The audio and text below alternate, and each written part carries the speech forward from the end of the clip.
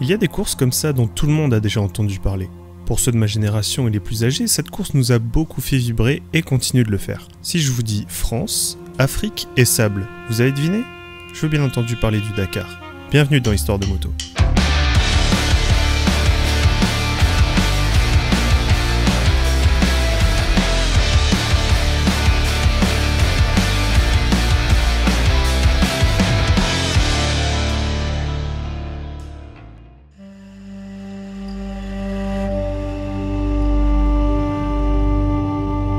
Paris-Dakar est la plus grande course de moto dans le monde, 12 000 km de chevauchée solitaire à travers l'Afrique. I say I am here because of the people around. It makes me younger, it makes me happy, it makes me feeling at home. On parle souvent de la famille du Dakar. C'est vrai que c'est un mode de fonctionnement un peu tribal, c'est comme une tribu qui se réunirait chaque année pour vivre une aventure. Enfin, nous sommes rentrés dans l'aventure, nous sommes en plein dans l'aventure, nous sommes en plein dans le sable, nous sommes en plein dans le désert.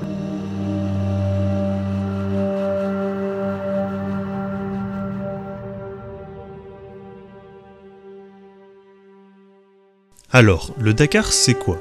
C'est une course, ou plus précisément un rallye, qui à la base tenait place principalement dans le Sahara. On peut y participer en voiture, en moto ou en camion. Par contre, on oublie tout de suite les panneaux, les directions et la route. Et surtout, on part avec une moto adaptée pour rouler un peu partout. Et c'est parti pour une virée dans les dunes.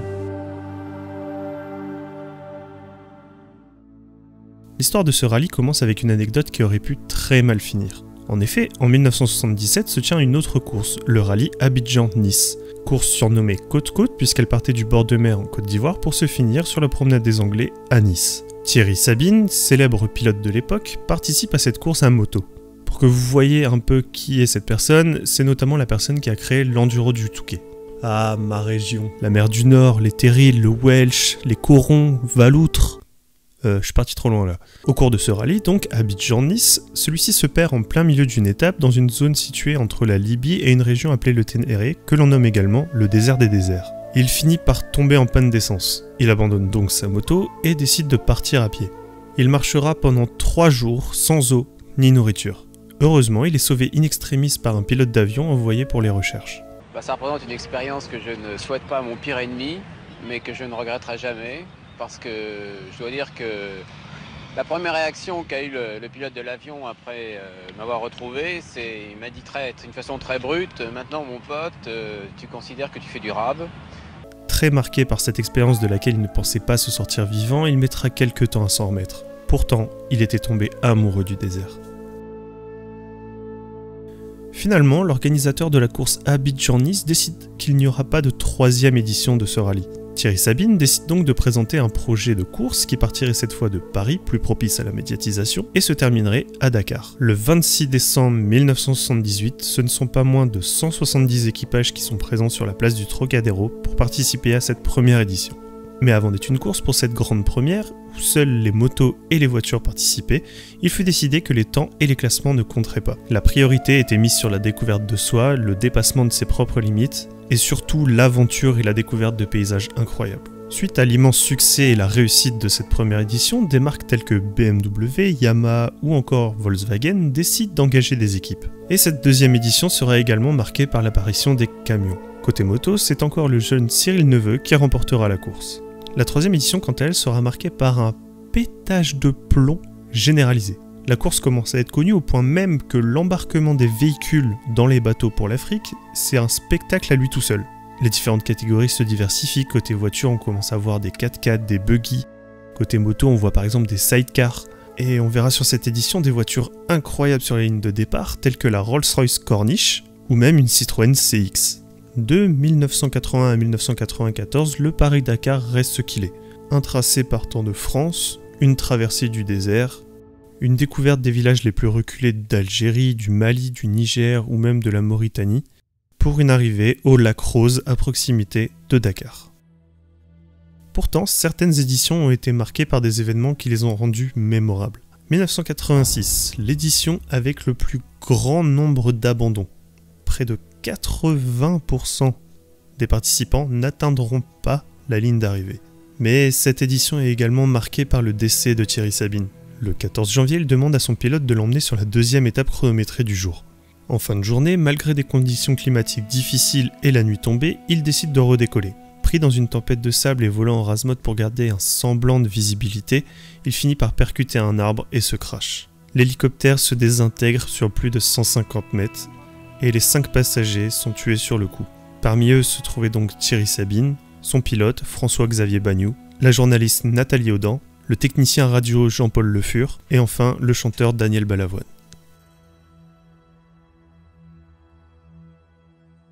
L'édition 1988 sera quant à elle l'édition avec le plus grand nombre de participants, 603, et c'était un record qui est toujours d'actualité aujourd'hui. Qui dit plus de participants dit également l'édition avec le plus d'abandon. En effet, pour cette 10e édition, l'organisation voulait un parcours grandiose. Malheureusement, ce parcours était bien trop dur et éprouvant pour les pilotes. Après seulement une semaine de course, il ne restait plus que la moitié des participants.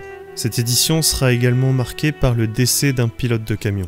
Ces monstres sur roues étaient équipés de 2 moteurs turbo pouvant délivrer 1000 chevaux et rouler à plus de 200 km/h en vitesse de pointe. Les nombreux accidents qu'il y aura avec eux feront qu'ils seront retirés des éditions de 89, 90 et 91. On pourra ensuite retenir l'édition de 1992 qui cette fois partait de Rouen pour se finir au Cap en Afrique du Sud. Mais ce ne fut pas les seules surprises de cette édition. En effet, Cyril Neveu, déjà quadruple champion de la course, décide d'arrêter. Ensuite, pour la première fois, le GPS est autorisé, et Honda ne présente aucune équipe, ce qui n'était jamais arrivé depuis la création de la course. L'édition de 93 sera catastrophique. Pas à cause du parcours, puisqu'on retrouvait le parcours originel Paris-Dakar, mais cette fois dû au nombre de participants.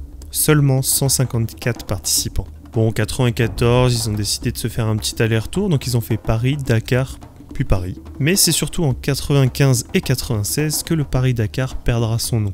En effet, la course ne partait plus de Paris, mais de Grenade, en Espagne. En 97, la course s'éloigne toujours plus de Paris, puisque celle-ci se passe exclusivement en Afrique, en partant de Dakar et se terminant à Dakar.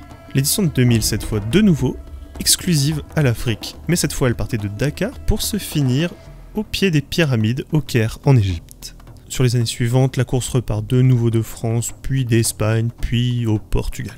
Cependant, au fil des années, la situation géopolitique en Afrique est de plus en plus préoccupante. Des guerres ainsi que des menaces terroristes mettent en péril la course. Déjà en 2000, la course avait été perturbée par des menaces terroristes obligeant l'organisation à annuler des étapes et à mettre en place un pont aérien jusqu'en Libye pour éviter la traversée du Niger. Mais c'est l'édition de 2008 qui sera le plus affectée. L'assassinat de 4 Français en Mauritanie et les recommandations de notre gouvernement ont poussé l'organisation à annuler la course la veille du départ. Les organisateurs du Dakar ont pris la décision d'annuler l'édition 2008 du rallye. 3 semaines plus tard, un attentat avait lieu en plein centre de la capitale mauritanienne. Ce n'était jamais arrivé depuis la création du Dakar, mais il n'y aura pas de course en 2008. L'Afrique, pourtant si belle, devient trop dangereuse pour la course. Le Dakar change donc de continent pour aller s'installer en Amérique du Sud.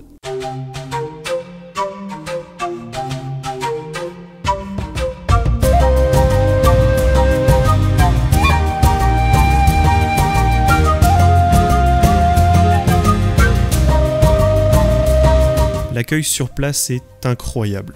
Pour la cérémonie de départ, on ne dénombre pas moins de 600 000 personnes dans les rues de Buenos Aires pour saluer les pilotes, et environ 3 millions de spectateurs ont été recensés sur le parcours en Argentine. Cette fois, ce ne sera plus les dunes du désert du Sahara qui poseront problème aux participants, mais celles du désert d'Atacama au Chili, un des endroits les plus arides au monde, mais pourtant tellement beau. En 2019, on est sur la dernière édition qui se tiendra en Amérique du Sud, et cette édition est exclusivement au Pérou. Cette édition n'est pas mémorable puisqu'elle aura un tracé réduit et ne durera que 10 jours. À partir de cette année, donc 2020, le Dakar décide de partir à la découverte de l'Asie et s'installe pour 5 ans en Arabie Saoudite.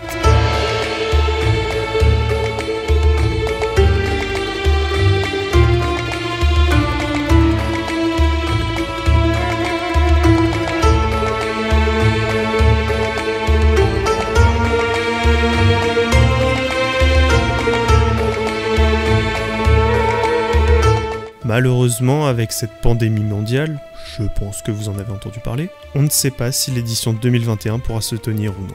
Mais comment parler du Dakar sans parler du recordman de victoires? Comment je n'aurais pas pu parler de Stéphane Peterhansel, avec quand même 6 victoires en moto et 7 victoires en voiture, ce qui fait de lui le recordman du nombre de victoires au Dakar, et en plus, il est français. Bon, c'est dommage que ses victoires en moto ne soient pas consécutives, mais il a été contraint d'abandonner en 96, à cause d'une erreur de carburant de la direction de course. Ils lui ont foutu du gasoil, bordel! Mais son palmarès ne se limite pas à ça, puisqu'il a quand même été 11 fois champion de France d'enduro par exemple.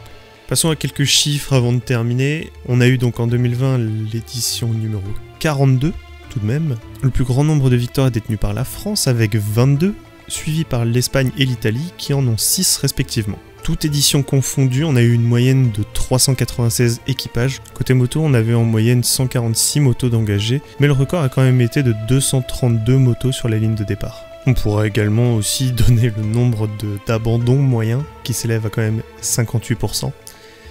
Ce qui n'en fait pas une course facile. Alors oui, pourquoi le Dakar porte-t-il toujours le nom de Dakar alors qu'il ne se termine plus à Dakar? Eh bien parce qu'avant toute chose, le Dakar reste une marque. C'est une idée, un symbole. Le changer de nom reviendrait à changer de course. Et c'est pour toutes ces raisons que l'organisation n'envisage même pas de changer de nom.